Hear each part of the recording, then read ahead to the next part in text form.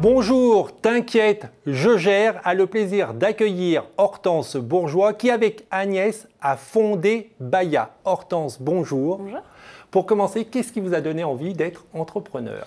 Alors, il y a plein de choses qui m'ont donné envie d'être entrepreneur. J'ai fait une spécialisation en entrepreneuriat pendant mes études, donc c'était déjà un premier pied à l'étrier sur le monde de l'entrepreneuriat. J'ai ensuite travaillé pendant 2 ans dans une start-up et c'était aussi le fait de voir les cofondateurs au quotidien, leur succès, leurs échecs, qui m'a aussi donné envie d'entreprendre.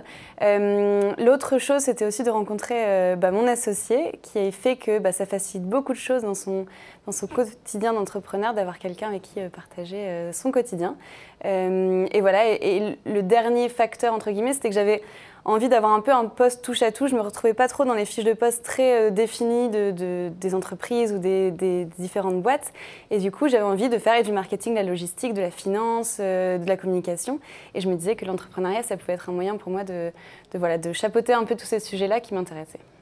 Je l'ai dit, vous avez créé Baya, mais avant de créer Baya, est-ce que vous aviez eu une première expérience d'entrepreneur, mais au sens large? Alors, pas forcément la création d'une entreprise, mais peut-être des projets que vous avez menés à bien. Oui, alors pendant ma scolarité à l'ESCP, j'ai participé à la fondation d'une association qui s'appelle le Star Trek, qui existe toujours d'ailleurs aujourd'hui, c'était en 2009 à l'époque, je pense. Donc c'était un premier pas dans le cadre associatif, mais qui permet d'apprendre un peu les bases, aussi du travail en équipe, de comment est-ce qu'on mobilise des gens autour d'un projet, comment est-ce qu'on lève des fonds, de tout ça. Et donc c'est un joli premier pas dans le monde de l'entrepreneuriat. Maintenant, vous êtes à la tête de Baya. Que fait Baya? Alors chez Baya, on rend joli des tapis et des accessoires de sport. On est parti du constat qu'un tapis de sport, c'était pas très beau, c'était souvent violet, ça sent pas bon. Bref, c'est vraiment un peu un moyen de se dire qu'on n'a pas envie de l'utiliser et de pratiquer. Une bonne excuse. Exactement. Du coup, Agnès, qui est designer, crée des jolis tapis de yoga et des accessoires de sport. Et l'idée, c'est de se remettre un peu sur la tendance du produit joli dans l'univers du bien-être et du yoga. Alors, comment vous est venue l'idée de Baya? C'est justement, vous aviez un tapis un peu pourri qui sentait pas bon, vous vous êtes dit, je vais en faire un autre? C'est un peu ça, c'est parti du principe que moi, je pratiquais le yoga depuis quelques années. J'avais un tapis assez classique, gris, dans une matière pas très confortable, que j'avais pas très envie d'utiliser. J'en ai parlé avec Agnès, qui était du coup designer, et qui m'a dit mais en fait on peut les rendre jolis, c'est complètement possible. Il y a des très jolis leggings de sport, des très jolis baskets, on peut aussi rendre jolis des tapis de yoga. Donc c'est venu de là, donc moi utilisatrice à la base, de comment est-ce qu'on pouvait donner un petit coup de neuf à l'existant et le rendre tendance. Ça veut dire que si on veut entreprendre, il faut être curieux, il faut être à l'affût des choses qu'on n'aime pas bien en disant il y a peut-être une solution à créer et qui va me permettre de devenir entrepreneur? Je pense que oui, et je pense aussi que c'est important d'être passionné par le produit ou le service qu'on veut lancer, dans le sens où du coup maintenant le yoga c'est un peu devenu mon quotidien, j'en parle tout le temps, je rencontre plein de personnes dans ce milieu-là, donc c'est important d'être hyper convaincu du produit qu'on a et du fait que moi je suis une utilisatrice des produits Baya, c'est aussi très important dans la manière d'entreprendre et dans les valeurs aussi qu'on véhicule à travers Baya.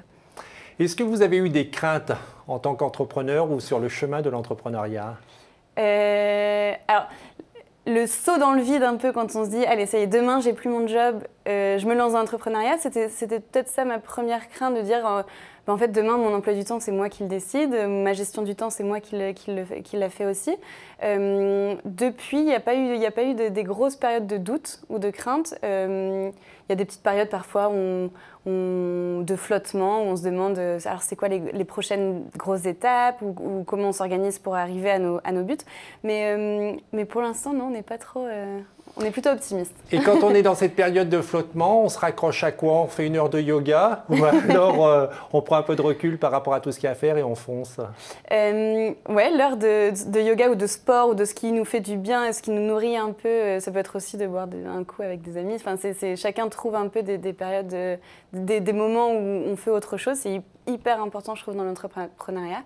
Et puis, on prend du recul. Et c'est des choses comme via le MoveJ, par exemple, on a des moments avec des mentors où on lève un peu la tête du quotidien, de l'opérationnel. C'est hyper important parce qu'en fait, on se rend compte que les solutions à nos problèmes, parfois, on les voit juste pas parce qu'on a la tête dans le guidon. Et donc, d'avoir des moments un peu off, de prise de recul, c'est très important. Oui. Et ça, c'est un conseil qu'on donne et qu'on peut répéter. Il faut se faire accompagner. C'est plus simple d'entreprendre quand on est accompagné. Et un bon accompagnateur, ça peut être effectivement le MoveJ. Pour terminer, donc ça, c'était un conseil. Est-ce que vous avez d'autres conseils à donner aux jeunes qui souhaitent entreprendre? Oui, l'effet de se faire entourer, c'est évidemment très important pour nous. De personnes bienveillantes aussi. La bienveillance, on aime beaucoup ce mot-là. C'est se dire que c'est des gens qui n'ont pas forcément un intérêt financier ou autre dans l'entreprise, mais qui va juste avoir son expertise et son regard à lui. Et l'autre conseil qu'on aime bien donner, c'est de s'associer avec des gens qui sont différents de nous, qui n'ont pas le même formatage, qui ont une manière de penser qui est différente, et du coup qui apportent vraiment un gros plus quand on est associé dans une entreprise. Donc voilà, de ne pas avoir peur de s'associer avec des gens différents, qui peuvent remettre parfois en cause la façon de penser, mais qui est primordial pour faire grandir et grossir une entreprise. Et seul, vous seriez parti? Non. Donc l'importance aussi, ouais, c'est plus rigolo, ouais. À plusieurs. Oui, et puis de pouvoir partager ça avec des gens, ses associés au quotidien. Et aussi, quand l'équipe va grandir, c'est important d'avoir des bases solides d'association. Ouais. Merci beaucoup. Merci à vous. Et bravo pour ce que vous faites. Et vous pouvez bien évidemment retrouver d'autres témoignages d'entrepreneurs et plein de bons tuyaux pour cultiver votre esprit d'entreprendre sur kangai.fr. Au revoir.